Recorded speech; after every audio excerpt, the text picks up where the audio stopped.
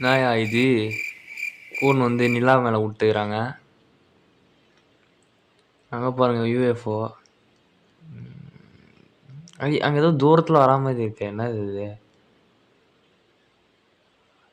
அட ஏலியன்ஸுங்க. எவ்வளோ க்யூட்டாக இருக்குதுங்க.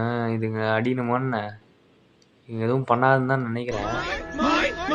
அட பாவிகளா, ஐயோ அடிக்கிறானுங்க.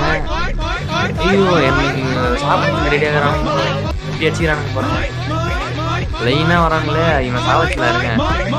டேய் சாமடா சாமடா. ஒரு பச்சை கலர் ஒருத்தவங்கிறான். இல்லை வேலை.